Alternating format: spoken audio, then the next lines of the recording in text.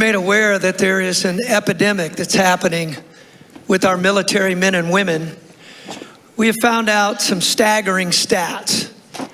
22 of our military men and women, which combines those that are either in service now or they are veterans, 22 a day are committing suicide. That's an epidemic. You know, when they come home from the battlefield, how many of you know the battle's just begun for a lot of them? And so today, we're going to have the opportunity to interview one of our own heroes here, Dan Myers, who struggled with some of these very issues. And today, we're going to hear Dan's story. Would you give Dan a hand as he comes out to join me on the stage today?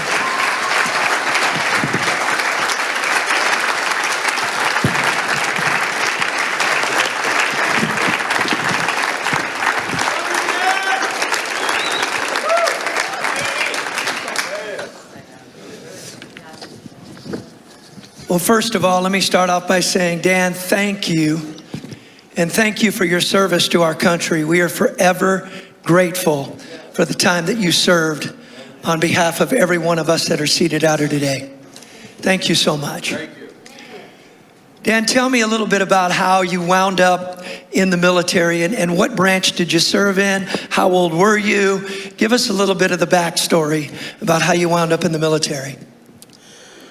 Well, I'd like to start by saying, Pastor Mark, I don't think anybody else I'd be willing to come up here and talk like this except you. But my senior year in high school, I only had one class I needed to take to graduate, so I graduated early, and I wanted to go into the Coast Guard. I wanted to be on a rescue helicopter. That was my goal. I went to the recruiter, I took all the tests, I did the background check, but I still hadn't turned 18, so they couldn't give me a class date until I made 18th birthday. I was working as a fry cook at a restaurant, kind of like a Denny's, but a privately owned one, and a cook in there with me, he had just came back from Vietnam, and we talked a lot on the night shift, and so I walked into the recruiter, the Army recruiter, and I said, here's my Coast Guard packet. What would it take to transfer to the Army and go to the infantry? And he looked at me like, right, kid. It was not. But 35 days later, I was on a bus heading to Fort Ord to be in basic training. Wow. Tell me a little bit about, Dan, what you were trained to do in the military. Give us a little bit of the backdrop.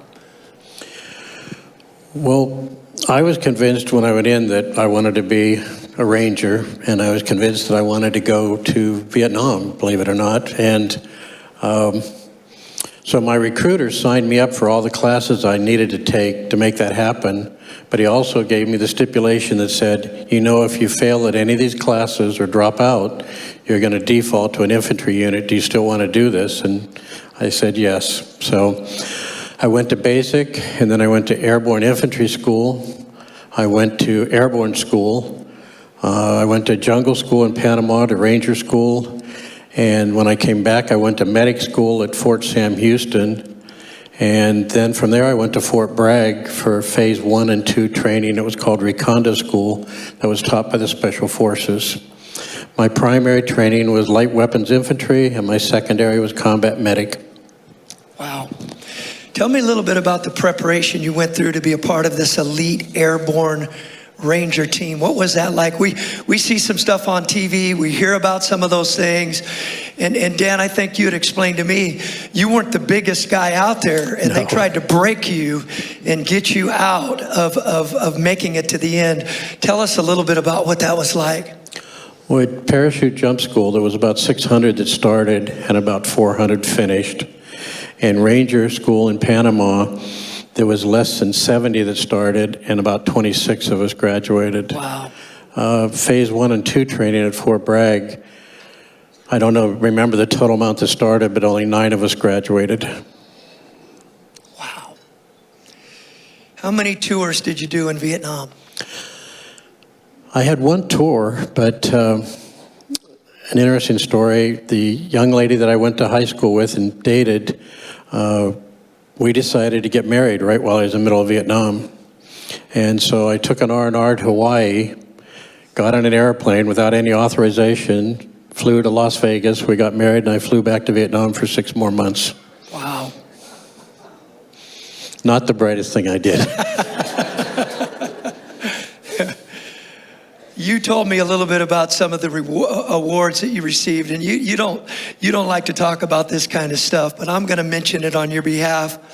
Army Commendation Medal, Air Medal, Combat Infantry Badge, and the Bronze Star. Can you tell me a little bit? Yeah, let's give him a hand. Isn't that amazing?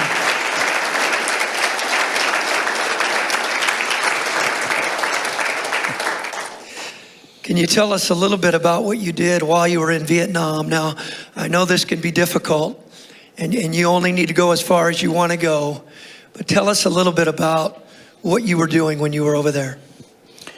Well, I was assigned to the 173rd Airborne Brigade and attached to the 75th Infantry Ranger Company, and we were pretty much 4, sometimes 5 or 6 man teams, and our main mission was to go out and make contact with the hostiles or the enemy, or whatever you wanted to call them.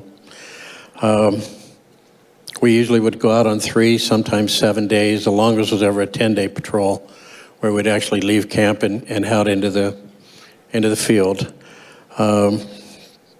We did a lot of reactionary force, where we were on standby at a camp where if any other unit got hit, we'd be one of the first units to get on a helicopter and head to the hostile area, or we'd go to a fire base, artillery base, and we'd go out and do missions to help protect that base.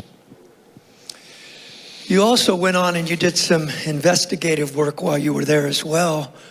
Tell us a little bit about that. One night at an artillery base, one of the Army artillerymen decided to take his own life. And he tried 2 different times unsuccessfully, and then the 3rd time he succeeded. And I happened to be there on that artillery base and met a captain whose primary function was to investigate any questionable deaths. The Army did not like using the word suicide, so they used the term questionable death.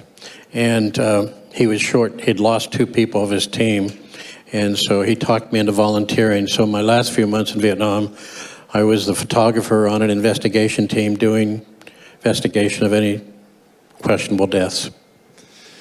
So Dan, you told me that you did what you were trained to do, but you weren't prepared for when you came back to civilian life to take all of the things that you saw and all that you were a part of and try to transition back. Now, during the Vietnam era, when you came home to a divided country, and a country that was really, really against the war that was happening. Can you tell me what it was like when you first came back? What was that first re-entry experience like? Well, first, Pastor, I didn't talk about it to anybody.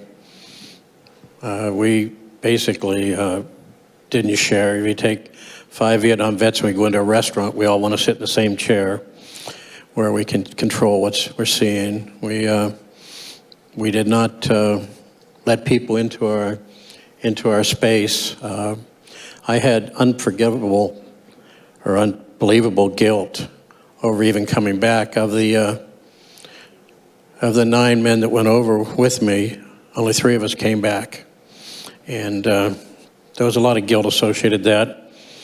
But also there was a lot of guilt associated that I felt what I did that they trained me to do that I probably shouldn't have done. And that caused a lot of guilt.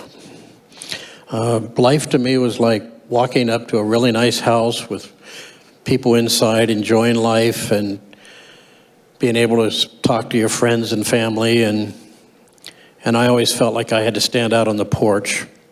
I wasn't able to go inside and be part of that life. Dan, the way you told me you coped with things when you came back, you had to reintegrate back into regular family life, and that was just very, very difficult for you. And we now know with 22 individuals a day that are committing suicide, there's a battle that rages in the heart of our military men and women when they come back home. You told me the way you coped with it was you were one individual at work, you could be something, and then it was completely different once you punched that clock to go home. Give us a little flavor of what it was like in your daily routine after you had come home and you tried to move on with your regular life here in the States. Well, to me, when I went to work, I was very successful in my job and my career because I wasn't representing Dan. I was representing the company I worked for. And